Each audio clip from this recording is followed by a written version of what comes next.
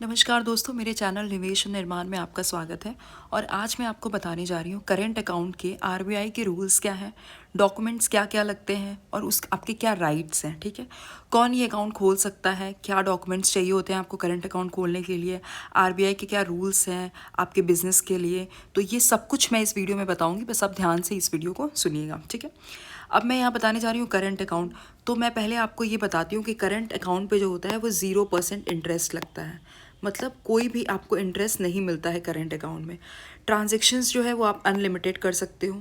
6+ entity types eligible हैं इस account को खोलने के लिए। और आरबीआई का जो एक्सपोजर थ्रेशोल्ड है इस अकाउंट के लिए वो 10 CR का है। चलिए, अब सेविंग्स अकाउंट और करंट अकाउंट में क्या डिफरेंस है वो मैं थोड़ा हल्का सा बता देती हूँ आपको।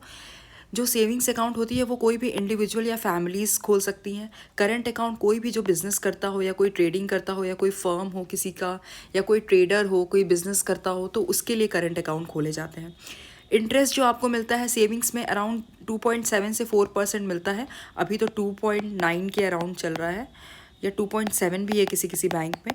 और करंट अकाउंट में जो है आपको कोई भी इंटरेस्ट नहीं मिलता है। ट्रांजैक्शंस की जो है वो बैंक टू बैंक वेरी करती है। मतलब सेविंग्स अकाउंट में और आपके केवाईसी पे भी डिपेंड करता है। अगर आपका पैन कार्ड लगा है तो आप 50,000 से अबव ट्रांजैक्शंस कर सकते हो, बट सेविंग्स अकाउंट में फिर भी एक लिमिटेड होती है। करंट अकाउंट में आप अनलिमिटेड डिपॉजिट और विड्रॉल्स कर सकते हो। कितने भी अमाउंट का डिपॉजिट और विड्रॉल आप कर सकते हो, कोई इसमें लिमिट नहीं है। मिनिमम बैलेंस जो आपको मेंटेन करना होता है सेविंग्स अकाउंट में वो 1,000 से 25,000 तक वेरी करता है। मतलब जो नॉर्मल पीएसयूज होते हैं, पीएसबी बैंक होते हैं, पब्लिक सेक्टर बैंक्स होते हैं, उसमें कहीं कहीं किसी किसी में 1,000 है, किसी में 2,000 है मिनिमम। और जो एचडीएफसी या कुछ अच्छे बैंक्स होते हैं, प्राइवेट बैंक्स जो होते हैं, उसमें 25,000 तक ये लिमिट होती है। करंट अकाउंट में जो होता है वो 10,000 से 1 लाख तक करते हैं। इसमें भी वैरी करती है। जैसे मैं कैनरा बैंक में काम करती हूँ तो मैं बता सकती हूँ आपको, कैनरा बैंक में जो करंट अकाउंट है वो 5,000 से खुलता है। चेकबुक की जो है वो लिमिटेड है, फ्री चेक्स इसमें। और करंट अकाउंट में आपको अनलिमिटेड बल्क चेक्स इशू होते हैं। ओडी की फैसिलिटी जो है वो रेयरली अवेलेबल होती है इसमें सेविंग्स में, लेकिन करंट अकाउंट में अवेलेबल होती है। अगर आप कोई बिजनेस कर रहे हो, बिजनेस का जैसे मान लीजिए आपका शॉप का बिजनेस है या फिर कपड़े का बिजनेस है, तो आप उस स्टॉक के अगेंस्ट आपको बैंक ओडी की फैसिलिटी देता है।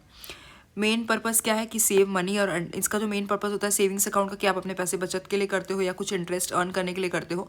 करंट अकाउंट में क्या है कि आपको डे टू डे बिजनेस के ऑपरेशंस करने, मतलब आपका बिजनेस कोई रनिंग बिजनेस है और आपके रोज़ उसमें कुछ पैसे जमा करने हैं या कुछ विड्रॉल करने हैं या किसी को पेमेंट भेजना होता है, या फिर आपके रोज़ की जो ट्रांजेक्शन होती है, कैश में आता है आपका 50,000 से 1 लाख रुपए, तो वो आपको डेली आप जाके अपना जमा कर सकते हो। अगर आपको वहाँ से किसी को पेमेंट भेजनी होती है, किसी और कंपनी को या किसी और बिजनेस फर्म को, तो उससे आप वहाँ से पेमेंट ट्रांसफ़र कर सकते हो। तो बेसिकली जो डिफरेंस है सेविंग्स अकाउंट और करंट अकाउंट का ये यही है। अब हम देखते हैं कि कौन ये अकाउंट खोल सकता है, करंट अकाउंट कौन खोल सकते हैं। तो कोई भी सोल प्रोप्राइटर उसको बोलते हैं। जैसे मान लीजिए कोई एक सिंगल पर्सन है, ठीक है, और उसके उसी के नाम पे उस जनरल स्टोर है उसकी, तो वो अपने नाम पे अगर उसको अकेला बिजनेस करना है, सिर्फ वही उसका ओनर है, तो वो अपने नाम पे सोल प्रोप्राइटर अकाउंट खोल सकता है। पार्टनरशिप क्या है कि अगर आपके पार्टनर्स 2 या 2 से ज़्यादा पार्टनर्स मिलकर अगर कोई बिजनेस चलाना चाहते हैं तो पार्टनरशिप्स अकाउंट खोल सकते हैं। प्राइवेट लिमिटेड कंपनी क्या होती है, कोई भी रजिस्टर्ड प्राइवेट लिमिटेड कंपनी है जिसमें डायरेक्टर्स होते हैं, वो ये अकाउंट खोल सकते हैं। पब्लिक लिमिटेड क्या होती है, कुछ कंपनीज ऐसी होती हैं जो लिस्टेड कंपनीज में आती हैं, कुछ ऐसी होती हैं जो अनलिस्टेड में आती हैं, तो ये सब भी करंट अकाउंट खोल सकते हैं। एलएलपी में क्या होता है, लिमिटेड लाइबिलिटी होती है। कोई भी प्रोफेशनल फर्म है, कोई सीए है या कोई डॉक्टर है या कोई आर्किटेक्ट फर्म है, तो वो भी ये अकाउंट खोल सकते हैं। एचयूएफ में क्या है, अगर कोई फैमिली में ही कोई बिजनेस कर रहा हो और उसके फैमिली के साथ अपना जॉइंट बिजनेस करना चाह रहा हो, तो वो एचयूएफ अकाउंट खोल सकता है। कोई ट्रस्ट, सोसाइटी, एनजीओ है, जैसे मान लीजिए कोई स्कूल है, कोई हॉस्पिटल है या कोई ट्रस्ट है या कोई रजिस्टर्ड सोसाइटी है, अगर वो ये अकाउंट खोलना चाहता है तो वो भी इस अकाउंट को इसके अंदर खोल सकता है। अब हम देखते हैं कि डॉक्यूमेंट्स क्या क्या लगते हैं सोल प्रोप्राइटर और पार्टनरशिप फॉर्म में। ठीक है, तो सोल प्रोप्राइटर में क्या होता है, जो मतलब जो उस दुकान का ओनर होता है, जैसे मान लीजिए कि या कोई ग्रॉसरी की उसकी शॉप है और वही उसका ओनर है, तो वो अपना पैन कार्ड उसका मैंडेटरी होता है, उसका आधार कार्ड ज़रूरी होता है। बिजनेस प्रूफ में वो कुछ भी दे सकता है, जीएसटी भी चलता है, उद्यम रजिस्ट्रेशन भी चलता है, शॉप या कोई स्टैब्लिशमेंट का उसका लाइसेंस है तो भी चलता है। जैसे अगर फार्मेसी है तो फार्मेसी के लिए लाइसेंस लगता है। अगर कोई बिजनेस छोटा मोटा बिजनेस है तो वो उद्यम या फिर जीएसटी दे सकता है। बैंक स्टेटमेंट उसका लास्ट 6 मंथ्स का लगता है, ये ऑप्शनल है, मतलब ये ज़रूरी नहीं होता है। पासपोर्ट साइज़ फ़ोटो लगती है, बिज़नेस का एड्रेस प्रूफ लगता है, आप जहाँ पे बिज़नेस करो उसका एड्रेस प्रूफ लगता है, ठीक है। ये होता है सोल प्रोप्राइटर के लिए। पार्टनरशिप फर्म के लिए अगर आपको खोलना है तो आपको पहले कंपनी का पैन चाहिए, पैन कार्ड चाहिए, उस जो भी फर्म आपकी है उसका पैन कार्ड होना चाहिए। पार्टनरशिप डीड चाहिए, डीड में सब कुछ मेंशन होता है कि आप क्या कर रहे हो, कहाँ बिजनेस है, आपका बिजनेस का एड्रेस क्या है, कौन कौन इस बिज़नेस को कैसे कैसे चलाएगा, तो इसमें सारा चीज़ होता है। पार्टनरशिप डीड जो होती है वो भी रजिस्टर्ड भी होती है, वो अनरजिस्टर्ड भी होती है। ऑल पार्टनर्स की ओवीडी डॉक्यूमेंट्स होते हैं, जितने भी पार्टनर्स उसमें रहेंगे सबकी ओवीडी लगती है, सबके आधार कार्ड पैन कार्ड लगते हैं। ऑल पार्टनर के पैन कार्ड लगेंगे, फर्म का एड्रेस प्रूफ लगता है, जीएसटी सर्टिफिकेट लगता है अगर रजिस्टर्ड है तो। उद्यम रजिस्ट्रेशन है, अगर एमएसएमई बिजनेस करता है तो उद्यम रजिस्ट्रेशन होगा तो वो लग जाएगा। पासपोर्ट साइज़ फ़ोटो चाहिए सारे पार्टनर्स की। ऑथराइजेशन लेटर चाहिए सिग्नेटरी का, ठीक है, कि कौन उस लेटर को ऑपरेट करेगा। अब हम देखते हैं प्राइवेट लिमिटेड, एलएलपी और कंपनी के लिए क्या डॉक्यूमेंट्स रिक्वायर्ड होते हैं। तो अगर कोई कंपनी है, अगर वो प्राइवेट लिमिटेड है या तो पब्लिक लिमिटेड होगी या तो लिमिटेड पार्टनरशिप होगी, ठीक है, तो पैन कार्ड जो होगी वो कंपनी का पैन कार्ड लगता है। सर्टिफिकेट ऑफ इनकॉर्पोरेशन लगता है कि कंपनी कब शुरू हुई है। मेमोरेंडम और आर्टिकल ऑफ एसोसिएशन लगता है। बोर्ड रेजोल्यूशन लगता है, उसमें बोर्ड रेजोल्यूशन में ये मेंशन होता है कि अकाउंट को कौन ऑपरेट करेगा, कैसे ऑपरेट करेगा, उसके ऑपरेटिंग मोड क्या है, इंस्ट्रक्शन क्या लगा है। लिस्ट ऑफ डायरेक्टर्स होंगे with OVD plus PAN of each director, ठीक है, जितने भी डायरेक्टर्स हैं सबकी ओवीडी लगती है और हर डायरेक्टर का पैन कार्ड लगता मैंडेटरी है। रजिस्टर्ड ऑफिस का जो एड्रेस है उसका प्रूफ होना चाहिए। अगर एलएलपी है, ठीक है, लिमिटेड लायबिलिटी है, तो एलएलपी का अग्रीमेंट लगता है जो कि रजिस्टर्ड होना चाहिए मिनिस्ट्री ऑफ कॉरपोरेशन अफेयर्स से। सर्टिफिकेट ऑफ इनकॉर्पोरेशन होना चाहिए एमसीए से, और पैन और ओवीडी होने चाहिए जितने भी डेजिग्नेटेड पार्टनर्स हैं उसमें, उनके सबके पैन और कोई भी ऑफिशियल वैलिड डॉक्यूमेंट्स उनके लगते हैं। चलिए अब देखते हैं आरबीआई के रूल क्या है, कितने बैंक्स में करंट अकाउंट आप खोल सकते हैं, एक्सपोजर का क्या रूल है, ठीक है। तो बैंकिंग का जो एक्सपोजर है वो 10 करोड़ से कम है, कोई रिस्ट्रिक्शन नहीं है, किसी भी बैंक में आप करंट अकाउंट खोल सकते हो, ठीक है। कोई भी स्मॉल बिजनेस है, कोई स्टार्टअप कर रहे हो, कोई ट्रेडिंग का शॉप कर रहे हो, कुछ शॉप्स है, कोई शॉप है आपकी तो आप खोल सकते हो। बैंकिंग एक्सपोजर 10 करोड़ या उससे ज़्यादा है तो उसका रूल ये है कि ओनली बैंक जो मिनिमम जिसका 10% शेयर होगा कैपिटल ऑफ टोटल एक्सपोजर, वो वहाँ वो करंट अकाउंट मेंटेन करेगा, ठीक है।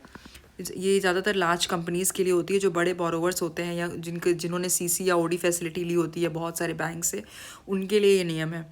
कोई भी जिसका कोई सीसी है, क्रेडिट कैश क्रेडिट फैसिलिटी नहीं ली है, ओवरड्राफ्ट फैसिलिटी नहीं ली है, तो उनके लिए क्या है कि any bank can open current account. अगर किसी ने कोई सीसी या ओडी नहीं है तो उसके लिए ये रूल है कि वो किसी भी बैंक में जाके अपना करंट अकाउंट खोल सकता है, ठीक है।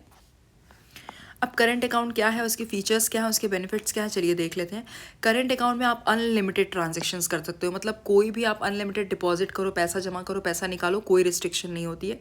जो चेकबुक होती है वो बल्क चेकबुक इशू होती है, क्योंकि आप उसमें सबको रेंट देते हो या सबको सैलरीज देनी होती है, तो इसलिए बल्क चेकबुक इशूड होती है। ओडी की फैसिलिटी आप ले सकते हो अगर आपके कोई शॉप है, कपड़े की शॉप मान लो, एग्जांपल एज अ एग्जांपल मैंने लिया है, तो अगर कपड़े की शॉप है और अगर आपको उसके अगेंस्ट ओडी फैसिलिटी चाहिए, तो अगर वो बैंक वाले देखते हैं अगर आपका अच्छा खासा स्टॉक है आपके पास, तो वो आपको उस करंट अकाउंट के अगेंस्ट आपको ओडी फैसिलिटी दे देते हैं।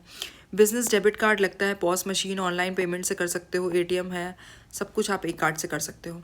नेफ्ट आरटीजीएस आईएमपीएस फ्री होते हैं। Bulk fund transfer at lower cost compare to personal account से इसमें कॉस्ट जो होता है वो कम आता है नेफ्ट आरटीजीएस का।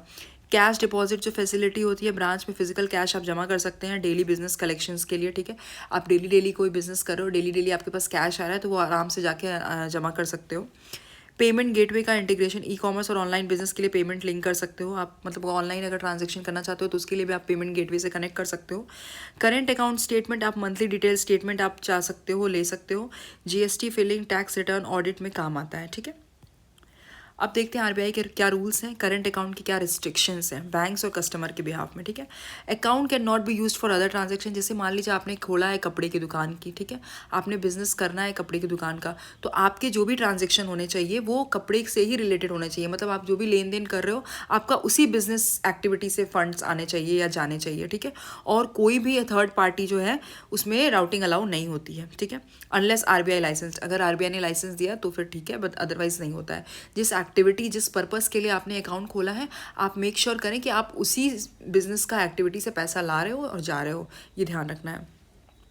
Term loan can not B rooted through, आपको कोई टर्म लोन आपने लिया है तो इस करंट अकाउंट के थ्रू आप उसको राउटेड नहीं कर सकते हो। Collection account balance can not be pledge, जो भी कलेक्शन अकाउंट में बैलेंस उसको आप प्लेज नहीं कर सकते, ठीक है। कोई भी कोलेटरल या रीपेमेंट में यूज़ नहीं कर सकते हो आप। Can not use multiple current account in eligible banks, ठीक है। अगर आपकी बैंकिंग एक्सपोजर लिमिट जो है वो 10 करोड़ से ज़्यादा है तो जितने भी eligible lending bank current account है वहीं आप मेंटेन कर सकते हो, ठीक है। Fund must move with in 2 days collection account rule, ठीक है। अगर कलेक्शन अकाउंट में आए फंड्स हैं, ठीक है, कोई कलेक्शन अकाउंट में कोई फंड आया है तो 2 वर्किंग डेज में एलिजिबल बैंक जो है उसके करंट अकाउंट में ट्रांसफ़र हो जाना चाहिए, ठीक है। कहीं से भी पैसा आया है 2 वर्किंग डेज का टाइम मिलता है, उसके बाद जो भी उसका एलिजिबल करंट अकाउंट है वहाँ उस पैसे को ट्रांसफ़र कर देना है। अब देखते हैं स्टेप बाय स्टेप कि करंट अकाउंट कैसे खोलते हैं। तो कुछ नहीं करना है, पहले आपको डिसाइड करना है कि आपको किस चीज़ का बिजनेस है, किस चीज़ का बिजनेस करना चाहते हो, ठीक है। तो उसके लिए अपने बैंक चूज़ कर लें। बैंक आप ऐसे चूज़ कर लें, आप पहले ये देखें कि आपको किस में मिनिमम बैलेंस है, किस में आपको कम बैलेंस मेंटेन करना पड़ता है, किस में ट्रांजेक्शन ज़्यादा फ्री हैं, किस में ओडी फैसिलिटी है। तो आप इन सब चीज़ों से कंपेयर करके अपना अकाउंट बैंक चूज़ कर सकते हैं। डॉक्यूमेंट्स आपको क्या तैयार रखने हैं, आपका पैन होना चाहिए, आपके पास ओवीडी होना चाहिए, आपका कोई बिजनेस का प्रूफ होना चाहिए, बिजनेस का एड्रेस प्रूफ होना चाहिए, फोटोज़ होना चाहिए। ये सब तो एसेंशियल डॉक्यूमेंट्स हैं। अकाउंट ओपनिंग फॉर्म कैसे भरें, ऑनलाइन भी भर सकते हो, ब्रांच में जाके किसी के हेल्प से भी भर सकते हो। नॉमिनी और सिग्नेटरी डिटेल्स क्लियरली भरनी है आपको, ठीक है। केवाईसी वेरिफिकेशन है, डॉक्यूमेंट सबमिट करें, बैंक ऑफिसर जो भी होगा वो आपका वेरीफाई करता है केवाईसी। फिर उसके बाद से आपका खुलता है या वीडियो केवाईसी से भी खुलता है। इनिशियल डिपॉजिट आप जो है बहुत सारे बैंक जो होते हैं वो ओपनिंग जब अकाउंट खोलते हैं तो उस टाइम में उनका कुछ इनिशियल डिपॉजिट का अमाउंट होता है वो जमा करते हैं, क्योंकि अगर आप वो नहीं जमा करते हो तो आपका वो माइनस में चार्जेस चले जाते हैं, ठीक है, नेगेटिव बैलेंस में चला जाता है। तो वो आपको ध्यान रखना है कि आपको मिनिमम तुरंत आपको इनिशियल डिपॉजिट अपने अकाउंट में अकाउंट ओपनिंग के बाद तुरंत कर देना है। अकाउंट एक्टिवेट कर सकते हो आप, chequebook, debit card, net banking, mobile banking setup करें और बिजनेस अपना शुरू कर सकते हैं। चेकबुक ले सकते हैं, डेबिट कार्ड ले सकते हैं, नेट बैंकिंग, मोबाइल बैंकिंग, हर मोड के थ्रू आप अपना बिजनेस अपना स्टार्ट कर सकते हैं। अब देखते हैं कॉमन क्या मिस्टेक्स हैं जो गलतियां हमें अवॉइड करनी चाहिए, ठीक है। Personal transaction in current account, आप करंट अकाउंट खोल रहे हो बिजनेस के लिए और उसमें आप पर्सनल ट्रांजेक्शन्स कर रहे हो तो ये आपको अवॉइड करना है, ठीक है। बैंक आपको इस पर नोटिस कर सकता है कि आपने करंट अकाउंट, आपने उसके लिए देखिए एक सेविंग्स अकाउंट होता है, करंट अकाउंट होता है। तो सेविंग्स अकाउंट आपके बचत के लिए होता है, आप पर्सनल यूज़ के लिए होता है तो आप उसको यूज़ करो। करंट अकाउंट आपके बिजनेस के लिए होता है तो आप ट्राई करो कि आप जो भी आपकी बिजनेस से एक्टिविटी है वो उसके फंड्स आप उसमें ट्रांजैक्ट करो। करंट अकाउंट के लिए सेविंग्स अकाउंट यूज़ करना है, ठीक है। अब बिजनेस पेमेंट्स पर्सनल अकाउंट से टैक्स नोटिस मिल सकता है, जीएसटी ऑडिट में भी आपको प्रॉब्लम आ सकती है। मिनिमम बैलेंस को आप इग्नोर करते हो, मतलब अगर करंट अकाउंट खोल रहे हो तो अगर उसका मिनिमम बैलेंस 5000 है तो उतना मिनिमम तो आपको मेंटेन ही रखना है। अगर उससे बैलेंस थोड़ा भी नीचे जाता है तो आपका क्या होता है, फिर वो चार्जेस डिडक्ट होने लगते हैं, ठीक है। बिजनेस प्रूफ डॉक्यूमेंट अपडेट नहीं करना, अपने बिजनेस का कोई प्रूफ है वो आपने अपडेट नहीं किया है, ठीक है। जीएसटी आपने कैंसिल कर दिया या लाइसेंस आपका एक्सपायर हो तो केवाईसी आपका रिजेक्ट कर सकता है। तो अपने डॉक्यूमेंट्स को हमेशा अपडेटेड रखिए और अपडेट करके आप बैंक को भी इन्फॉर्म करिए। एक ही बैंक में सब अकाउंट्स रखना, लार्ज बिजनेस है, अगर आपका एक्सपोजर 10 करोड़ से ज़्यादा है तो आरबीआई रूल समझ के सही बैंक में अकाउंट खोलिएगा, ठीक है। इसको तो बता दिया था मैंने। अब देखते हैं कि इसमें मेरी ऑनेस्ट ओपिनियन क्या है। तो मैंने कुछ अपना ओपिनियन में डालती हूँ लास्ट में, जो मेरी ओपिनियन से मुझे लगता है कि ऐसा होना चाहिए। तो अगर आप कोई भी बिजनेस चलाते हो तो करंट अकाउंट ज़रूर खोलो, पर्सनल अकाउंट बिल्कुल नहीं खोलो। अगर आपको छोटा मोटा भी बिजनेस है, चाय की दुकान है, कुछ भी है, छोटा मोटा कुछ भी बिजनेस है, तो आप उसके लिए करंट अकाउंट खोलो, क्योंकि उसमें आपको बेनिफिट्स मिलते हैं और सेविंग्स अकाउंट में वो बेनिफिट्स नहीं मिलेंगे जो आपको करंट अकाउंट में मिलते हैं। पहले अपना बिजनेस स्ट्रक्चर क्लियर करो, पहले आप ये क्लियर करिए कि आपको बिजनेस किस चीज़ के लिए खोलना है। प्रोप्राइटरशिप, अगर आपको छोटा बिजनेस है तो प्रोप्राइटरशिप से खोलना सबसे आसान है, ठीक है। जीएसटी प्लस उद्यम रजिस्ट्रेशन, पहले अभी कोई भी करंट अकाउंट आपको खोलना है तो सबसे पहला काम करना है कि आपको जीएसटी आपके पास होना चाहिए और आपको उद्यम पे रजिस्ट्रेशन होना चाहिए, ठीक है। ये डॉक्यूमेंट्स जो है एकदम ही एसेंशियल है। आप बैंक में पहले ही जाओगे कि मुझे करंट अकाउंट खुलवाना है तो बैंक सबसे पहले आपसे यही क्वेश्चन करता है कि आपके पास जीएसटी है कि नहीं, आपके पास उद्यम रजिस्ट्रेशन सर्टिफिकेट है कि नहीं। तो वो सबसे बेसिक जो डॉक्यूमेंट्स होते हैं वो यही होते हैं करंट अकाउंट के लिए। तो ये आपको ध्यान रखना है कि ये डॉक्यूमेंट जो है करंट अकाउंट के लिए सबसे नेसेसरी है। जीरो रिस्ट्रिक्शन जोन, 10 CR से कम एक्सपोजर है तो आप किसी भी बैंक में खोल सकते हो। अगर देखिए अगर आपका 10 CR से ऊपर है तो फिर जो जहाँ मैक्सिमम है वहीं पे आप खोलो, और अगर 10 CR से कम है तो आप किसी भी बैंक में अपना अकाउंट खोल सकते हो, ठीक है। चलिए, आई होप आपको ये वीडियो अच्छा लगा हो, और अगर आपको ये वीडियो अच्छा लगा हो तो मेरे चैनल को लाइक, शेयर और सब्सक्राइब करना ना भूलें। धन्यवाद।